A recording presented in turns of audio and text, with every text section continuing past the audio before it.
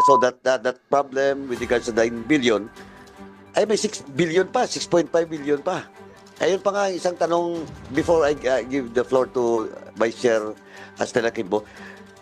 Secretary, 6.5 billion na naman ang inislas. Saan ba ito pumunta? Saan pumunta or saan dapat? Hindi, saan rin naka-realign? Hindi mo rin alam. Hindi ko... Again, ganun pa rin, di ba? Now, again, balikan ko na naman. Yung 6, of course, the budget of the DSWD as mentioned dun sa mga programa na parang priority, di ba, tumaas. So, kindly submit din Yes, Mr. yung Chairman, 6.5. what we will do is we will give you the increase in the budget per program for this Okay. year And the implementation. and the implementation Yeah, areas. okay. Yes, Mr. Chair. Thank you. Yung 9 billion at saka 6.5. Yes, Mr. Chair. Thank you. Secretary. So itong 4Ps, hindi po ito tulad ng ibang mga social amelioration programs ng DSWD. Dahil nakabase po ito sa isang batas, programa po ito. That is correct. Ang layunin nito ay maiangat mula sa kahirapan yung mga benepisyaryo. Tama. Maitawid sila Maitawid. mula sa kahirapan. Ito, okay. So maitawid mula sa And to kahirapan. break intergenerational poverty. So napakahalaga na hindi dapat naaantala ang pagbibigay ng benepisyo sa kanila. That's correct, Mr. Chairman. Dapat yung matatanggap nila buwan-buwan, natatanggap nila yung assistant na dapat matanggap nila, natatanggap nila. Kasi oras na may pagkakataon na merong puwang o may gap doon sa buwan na hindi nila natanggap, pwedeng lumala yung level ng kahirapan nila. Correct, Mr. Chairman. Yes. So kumbaga, unting-unti po natin silang inaakyat, tapos mabutasan ka lang ng ilang buwan, babalik na naman sa stage 1 yon. That's correct. Malulubog sa utang or so and so forth. Kaya nga, hindi ko po masikmura yung nangyari na bakit natin ninakawan ng pondo yung mga mahihirap. Kasi dito lumalabas, merong 13 billion pesos na hindi natanggap ang mga benepisyaryo ng 4Ps. Sabi, kayo na po ang nagsabi, humingi po kayo ng 15 billion, nabawasan po ito ng 13 billion noong 2023. Ngayon, ang tanong ko, doon sa nabawas, ilang Pilipino ang hindi nakatanggap? That's 839,463 households. So can you imagine that? 839,000, did I get that number right? Yes, 839,463. 839,463 households. So hindi lang po ito pamilya, households po ito. So sa isang household, ano po ang bilang ng DSWD na bumubuo na individual? 5 to 6. So 4, so therefore 8,400 times 5, that's around 4 million Filipinos. 4 million Filipinos was deprived of that budget movement in 4Ps. I would like now to show a video. Because nung habang umiikot po ako sa distrito ko, tinatanong ko yung mga kababayan ko kung sino sa inyo ang 4Ps. At sinasabi nila kami. At habang tinataas sila yung kamay nila, tinatanong ko, ano ang naging problema ninyo?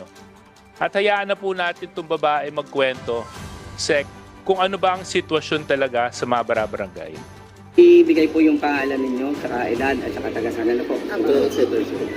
Ako po si Jonathan Lit, 55 years old, taga-Kapay, taga-Barangay Kapay, Quezon. Yung concern niyo po na gusto yung ilapit kay Kong, Ang concern ko po ay tungkol po sa Purpis. Sa Purpis po, ako pa bali 1 year nang hindi na-payout pero hindi po ako. Ako po kasi naging parang i-declare na non-core. Pero andun pa din po ako sa master list. Hindi po tulad ng mga first na nag-non-core na natanggal talaga sa master list. Pero kami pa bali, ilan din po kami na non-core na nasa master list na hanggang ngayon pa hindi pa kami nakaka-PR. Sino-sino po yung But mga anyway, so Ang habang akin naayos pong yung natatandaan ay si Sec, Amalia. ang pinaka-udgitong kwento ng Ayun po babae, si magkatanda. Tatlo Paul, lang po kayo na...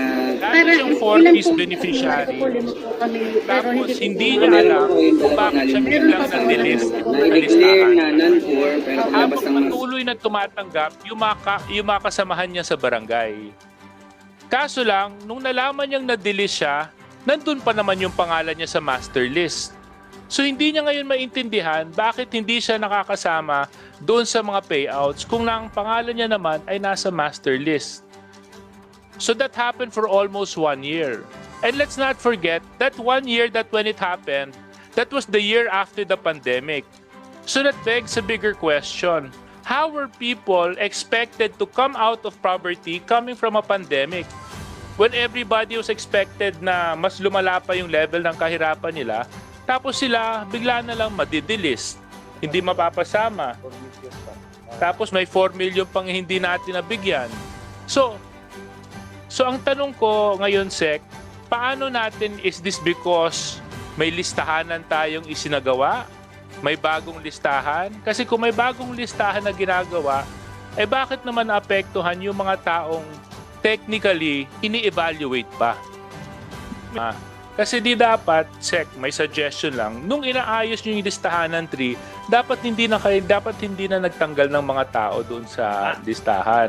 Kasi sinabi nyo, inaayos nyo pa eh. So anong evaluation method ang ginamit ng DSWD para maging basehan, para ma-delist sila? Kasi ang kwento ng mga kabarangay ko dito sa Chaong, bigla silang na-delist. Although, sa master list, nandun pa naman yung pangalan nila.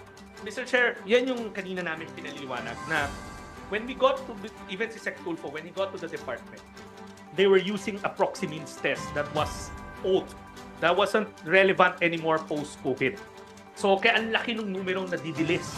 That's why the first intervention namin was one, put a based on the discussion with Congress people who were really bothered by it, we put a moratorium first. Wala munang delisting. Okay, so, Delist sila. yeah. But, Mr. Chair, unfortunately, we couldn't continue paying the grants kasi pag later on ma-determine silang non-poor will be violative of the law on the 4Ps and we might get an AOM from COA kasi we paid somebody who was initially said already na non-poor. But can I just stop you there, boss? You were scared that baka magkaroon kayo ng AOM sa COA because bigla na-declare ng non-poor na nabigyan ninyo. No, they were declared non-poor already. And yet, Oo, nakapagbigay. so, Kaso lang dito, ang nangyari, boss, kabaliktaran. Yung mga mahihirap, hindi nakatanggap. Mr. Chair, that Therefore, it still doesn't... Are you saying that this is the justification for the budget slash? I cannot speak for the slash, but what I can ascertain dun sa slash, if you look at the table, is because of our unutilized over the No, years. but the unutilized was it a base per year or per half year utilization? In the years of 2020 all the way to 2022, the unutilized was we can only assume they slash it because we weren't fully utilizing all Because of COVID. one, COVID, because walang school. So Oo. the education grants weren't being paid. Oo. Two, the list wasn't complete. So yung number of beneficiaries natin mababa. Yeah. Marami talagang problema si listahan ng 3. That's why we're taking so much time fixing it. Kasi kung ito kasi Sec yung sinusubukan kong i-reconcile dun sa statement. Kung may problema yung listahanan at saka yung supposed beneficiaries ng 4Ps, na alam naman natin yun ang beneficiaries, bakit pagdating sa National Expenditure Program, malaki ang hinihingi ninyong pondo kung hindi pa pala maayos at malinis yung listahan? I can speak for the year that I asked for it. Opo, yun na lang po Because we were muna. confident na maaayos namin. Okay. In fact, that's why we wrote, and even in the budget hearing, we kept on repeating. During the July budget hearing, our obligation rate and our disbursement rate was this much. But I kept on assuring the Congress and the Senate na maaayos namin yan and full utilization yan come end of the And you assumed the position 2020. 3 of January 31. Okay, so 2023, you assured us na your utilization would improve. And it did. Yes, and it did. And you also wrote a letter to Congress And the Senate. and the Senate requesting na hindi sana makat. Yes. Lumabas yung House version natin, maintained intact yung pera ng 4Ps. Now, I don't know what happened in the Senate, why all of a sudden 13 billion was slashed. But you had on paper request that your utilization would be effective enough para makatanggap yung mga beneficiaries nung pondo na dapat mapapakinabangan nila. Correct. Okay.